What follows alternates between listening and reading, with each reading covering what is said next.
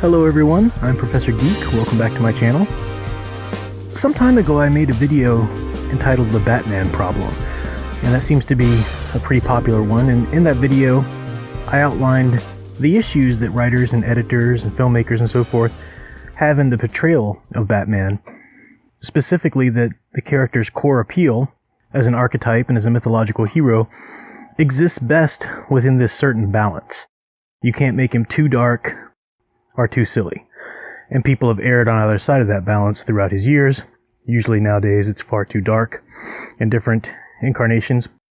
I've said similar things about Wonder Woman, that she exists as well in a good balance. Captain America is another such character that exists best within a balance that is too often strayed from. For Captain America, I can say that I'm really only talking about the comic books here, because Chris Evans' portrayal in the MCU has just been magnificent in the way that the writers and filmmakers have handled his character, the way he's portrayed it thus far. I rarely hear anybody with major problems about that portrayal. Some people might not like this film as much, or they might, think this or that or whatever, but in general, it's very rare that I hear anybody. In fact, at this moment, I can't even think of anyone I've ever heard say, I hate his portrayal, that's not the real character, and so forth. I'm sure somebody will comment about that in the comment section now, but those people are certainly few and far between, and I'm not one of them. Comics, though, have given Cap a rough ride in most recent years. So let me say what that balance is, and then I'll explain why this is happening.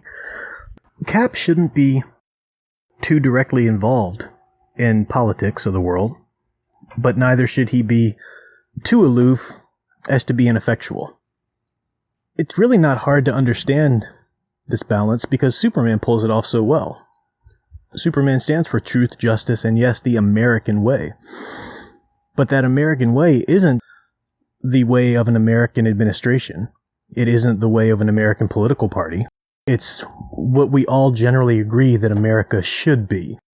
Values like justice, equality, compassion, those types of things that people can squabble about the policies to best create those things and whether this party really wants those things or not. But in general, those are things that the average American would say, yes, that's what we should be standing up for. And Superman's never really had the problem that Captain America does, because Superman doesn't wear a literal American flag. There's not the word America in his name. I think this leads to the confusion for a lot of writers, especially of late, who've been writing for Captain America and the editors and whatnot. They mistake Captain America for an American symbol rather than a mythological icon. Those two things are very different. A symbol is just there to represent whatever you want it to represent. The signifier represents the signified, and the signified can be altered.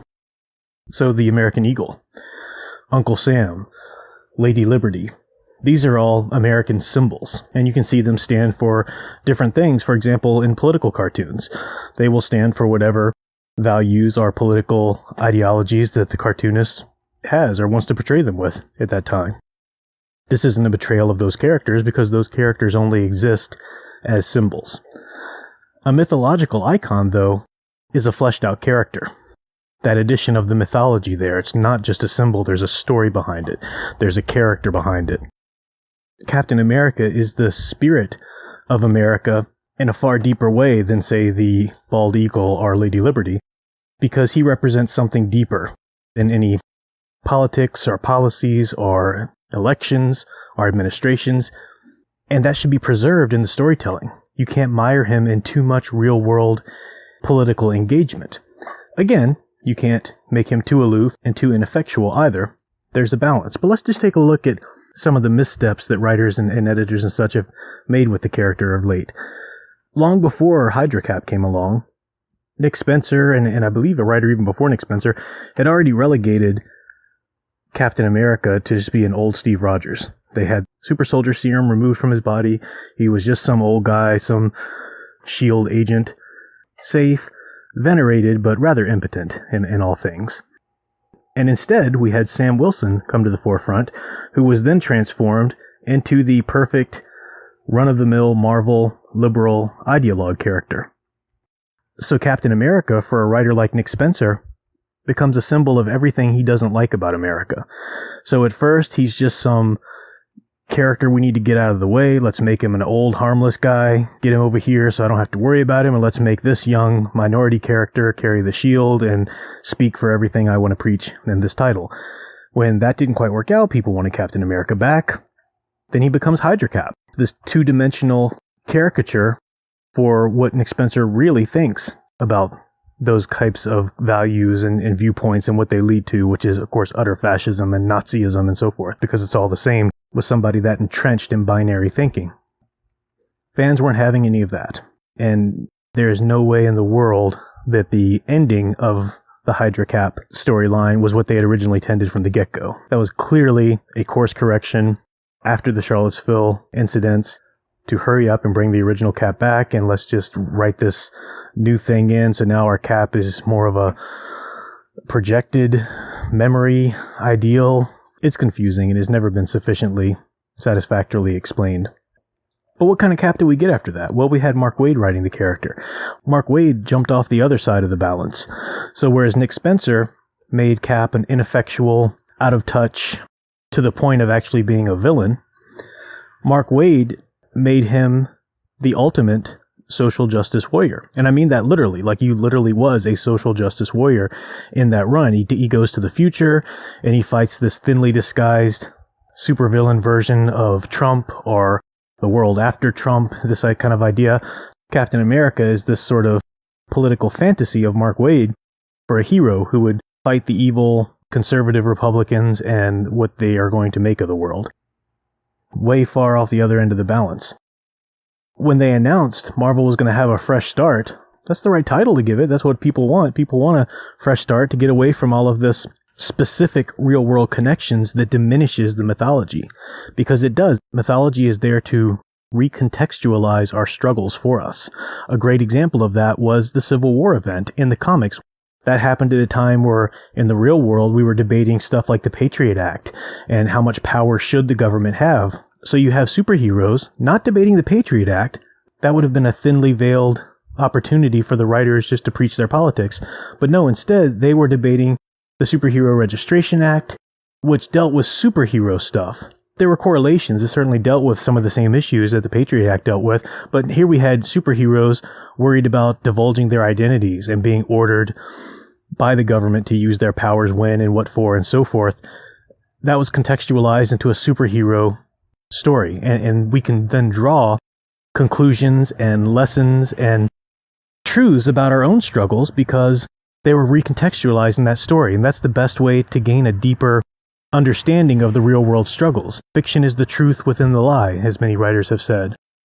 That's the beauty of it. That's what mythology does for us. When you reduce that distance and have our characters simply fighting real world people as their villains or thinly disguised analogs, there's no more depth to the story. All you're doing is having the people out there who already agree with you cheer you on, and the rest of the people who don't agree with you roll their eyes and stop reading it or stop buying it. You're not helping anybody understand any kind of situation or issue more deeply, and it severely diminishes the character and their effectual relationship with our culture. Propaganda has its uses. For example, look at Captain America's first appearance, famously punching Hitler on the cover and actually fighting in the battles of World War II. That's fine for the beginnings of a character, but he swiftly outgrew that and became a mythological figure, not just a real-world symbol. You can't be both. It's easy to go from a propaganda symbol to a mythological figure. It's hard to go from a mythological figure back to a propaganda symbol, but it is possible. And once you've made that transition back, it's damn near impossible to go back to mythological figure once you've thoroughly allowed a character to be deconstructed back into propaganda. I don't believe that'll actually happen to Captain America. Too many people are ardent fans of the core appeal of the character. But alas, Marvel's fresh start has pretty much proven to not be anything like a fresh start in most cases. I haven't read every single title, of course, but as soon as they released Ta-Nehisi Coates as the writer for Captain America, well, you just knew that there was no fresh start for Captain America right there. He's somebody that refuses to put any distance between the characters and the mythology and the real world. He's not about recontextualizing anything. He's about preaching through his fiction. And so far, with what tiny little bit we've seen of his Captain America run, that's pretty much what he's doing. I mean, there was even an actual scene of Hydra protesters holding up signs to associate them with the Charlottesville protesters.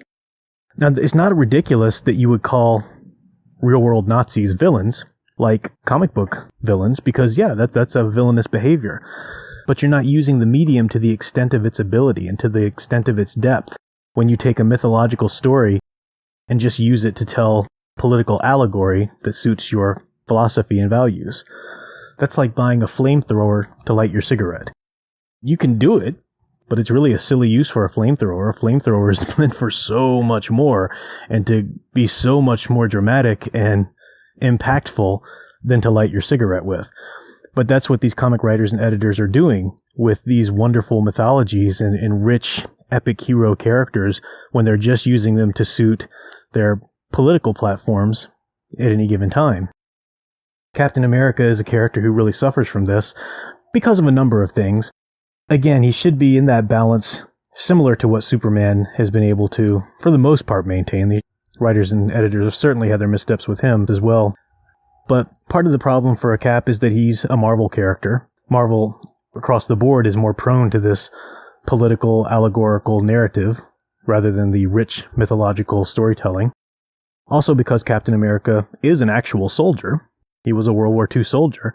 That doesn't need to mean that he's got to be fighting real-world wars and such. He's a World War II soldier, for crying out loud, who took a super soldier serum and then came through time to the present. You don't think that removes him at all? It becomes sillier and sillier the more you think about it. So I could go on and on about this and try and find some new ways to explain things, but I'll leave it there. But in the comments section, I'd like to know some of the writers or stories that you feel were the most iconic portrayals of Captain America in terms of really embodying that balance and portraying what the character should be. He's had a rich history, and there have been so many great stories told in the past, so I'd like to know which ones you would recommend to our other readers and community there. And until next time, keep enjoying and digging deeper into the hero stories you love. Thanks for watching.